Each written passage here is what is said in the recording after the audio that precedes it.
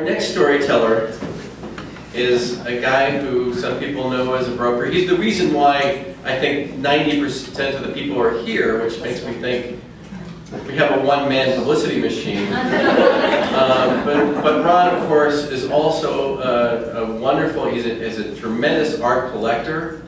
He's got a terrific taste in art. And he's a tremendous art supporter. He's been on the board of the Fine Arts Center, and he's just everywhere you go, and every show that there is in this town, you see Ron and Una, and you're just, wow. They're like part of the wall now. They're just like an installation piece. They're there. And so it's wonderful to have him as part of this wonderful festival that we've been doing for a year. Ron?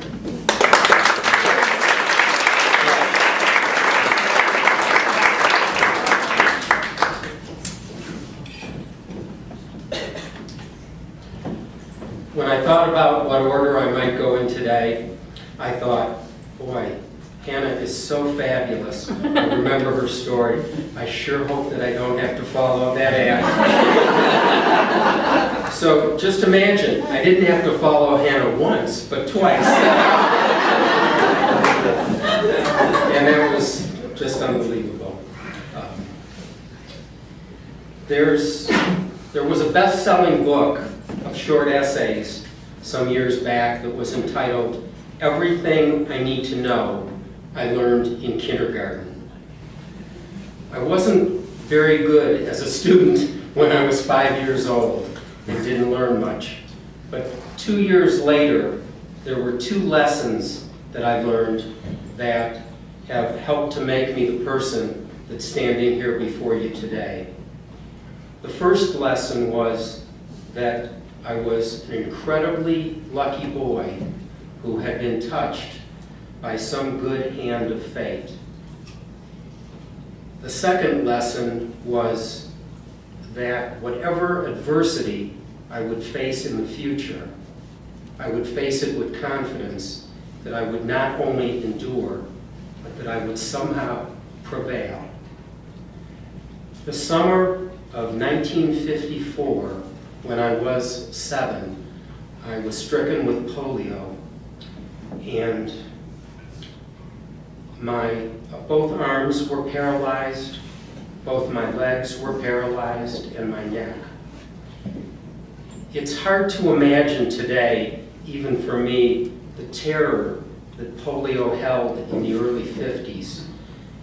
Warren jokes about the people who have come to see me. I specifically invited you because you can remember those days. You're my age, man. Polio was actually the United States' recurring epidemic from about 1890 into 1954-55, when the first vaccine was accepted and used. And throughout that period, there had been terrible epidemics that had struck. In the 1952 and 53 alone, there were 90,000 reported cases. Polio struck without warning. It struck young and it struck old. Franklin Delano Roosevelt had been hit with polio in 1921. And there was no cure. One reason why there was no cure is because starting back in the 20s, people had been working on it and researching it. But in the early 1930s, there were 2 doctors who, in their work, had used live people for trials. And many of those people were stricken with polio and died. One of those doctors, Maurice Brody, killed himself, and the other doctor was discredited. So the researchers had stopped working on live people.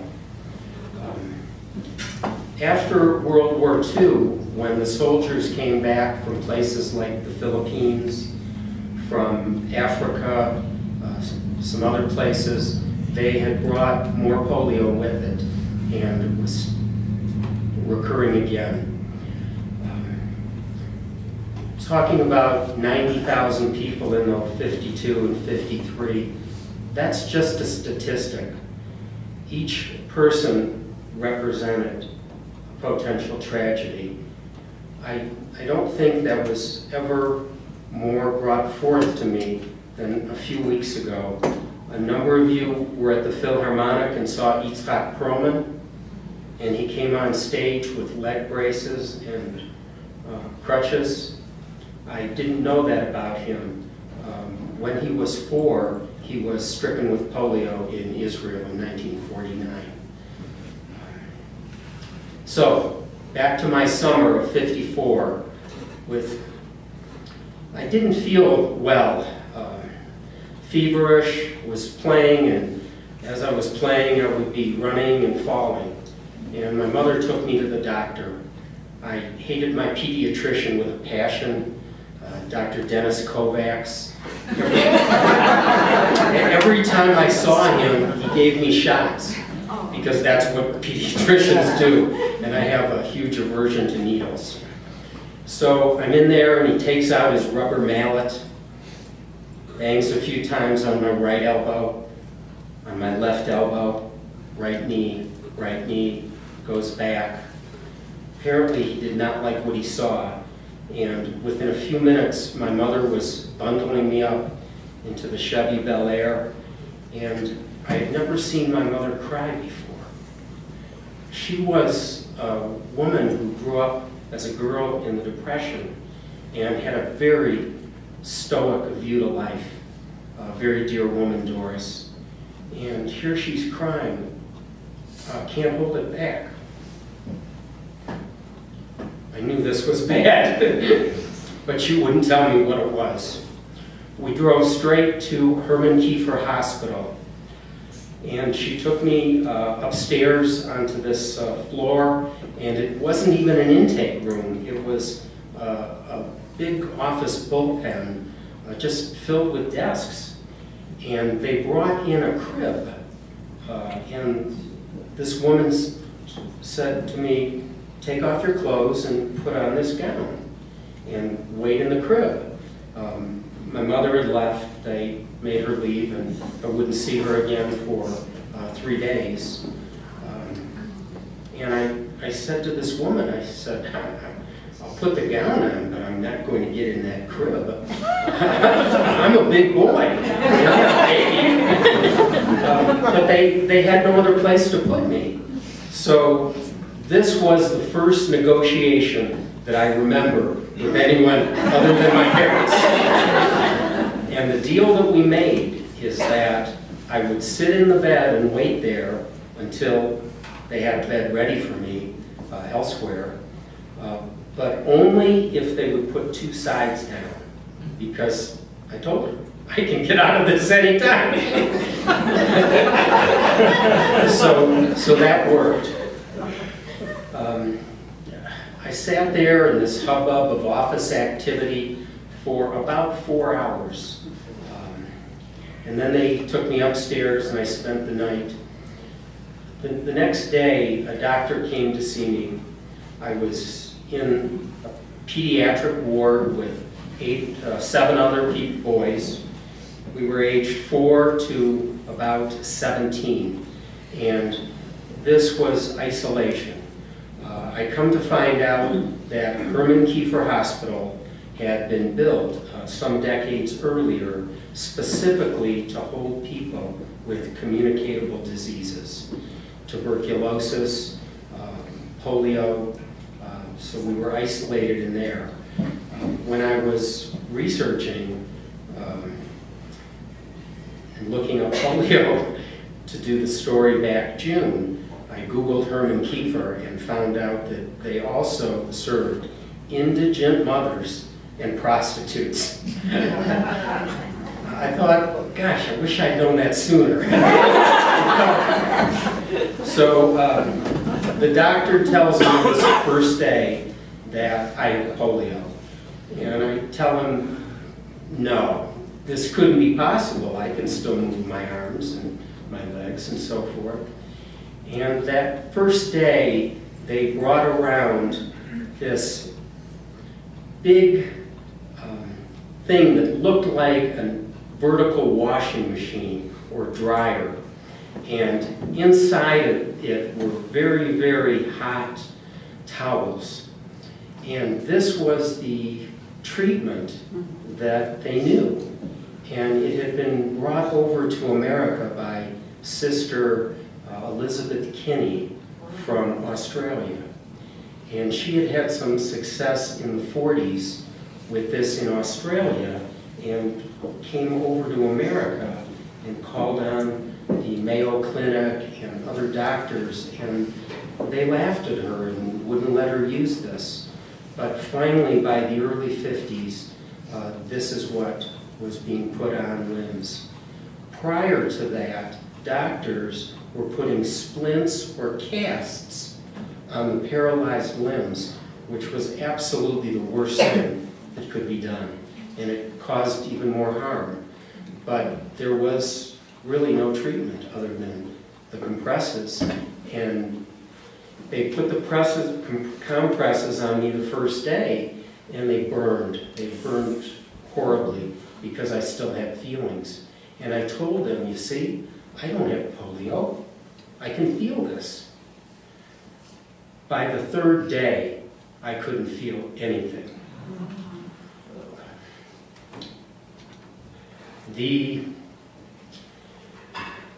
Just when you think that things can't get any worse, we all know that expression, and then they do, they decided that they wanted to make sure that I wouldn't have my lungs shut down. So they moved me into the hallways where the iron lung patients went because there were no room for them. There were no beds and no rooms in the rooms. So an iron lung was this coffin-like contraption that had been invented in the early 1920s, designed to help respirate people who the polio had moved to their lungs. So it would force air in and out. And it literally was a coffin with the entire body encased except your head sticking out. In order to have some kind of see something, they put a mirror at a 45-degree angle above your head so you could see the nurses or someone immediately behind you. And I was grateful during the days because there was a lot of activity, the nurses coming and going, so you really didn't have as much time to think. The nights were pretty tough, and certainly there was no sleep for us, even though it was much more quiet. We were wondering, would we ever be out of 911? Again. So the few of us within voice range would talk to one another. After those 3 days and nights, the doctors were comfortable that my respiratory system was not going to shut down, and they moved me back into the same room I was in a different bed. And I was very happy. I mean, very happy just to be able to see my body. The next morning, a tragedy struck the room. The youngest one of us was wheeled out in the very early morning by the nurses that had found that he had died in the night. A couple of people in the room, patients, were awake and saw this, so we knew what happened. He was, so young and like a younger brother to many of the people, but his tiny body just could not withstand the polio virus. The polio virus is something that attacks the nerve cells that control muscle movement, and it can hit any part of the body, including the brain, the spinal column, and cause paralysis or withered limbs in those, and it can also, in some cases, kill. So that morning, we were pretty alone in all of our thoughts, wondering if perhaps we would go to bed at night and not wake up. And it seemed as if a giant fog, a black pall, had come across us and engulfed us and constricted our breathing. And then a miracle happened. Lunch was served. The lunch, always the same crappy hospital food, but they had Jell-O in bowls. The person in the bed next to me had green Jell-O, which was my favorite. I had a bowl of red Jell-O, his favorite. We decided to exchange. Now, we don't have good usage. I have a little bit of feeling now in one of my arms, and we're nudging it over on the trays, and they both fell. We thought that was so funny that we pushed our trays on the floor. The chicken, the mashed potatoes, the corn, everywhere. And we're laughing hysterically. And now, everyone in the room starts throwing their food on the ceilings, on the floors, on each other, themselves, because some of them don't have good mobility. And food is in bed, and we're laughing hysterically. The nurses run in, and God bless them. They thought this was great, and they're laughing, and that eliminated the pall. I've been now about 7-8 days in Herman Kiefer and had some feeling back, which of course was encouraging. My parents now were also allowed to visit every few days. Because we were so isolated, the children, everyone there, other children couldn't come, no brothers and sisters. And one day, my dad picked me up at a prearranged time, and my brother and sister were down below waiting in the car, and they came out, and I got to wave down to them 6 floors below and them to us.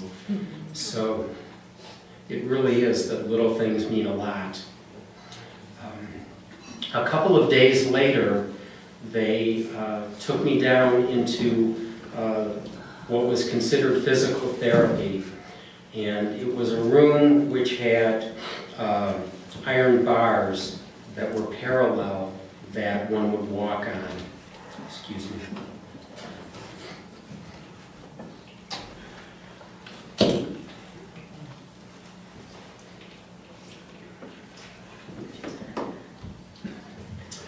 I was able to drape my arms on those parallel bars, and I had a little bit of feeling in one leg.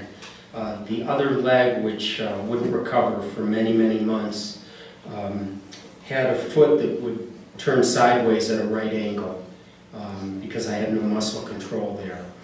But just the idea of being able to be draped on the bars, and they kind of pushed me, and I would drag myself a little bit, 1/4 inch by 1/4 inch, and that too was just very encouraging.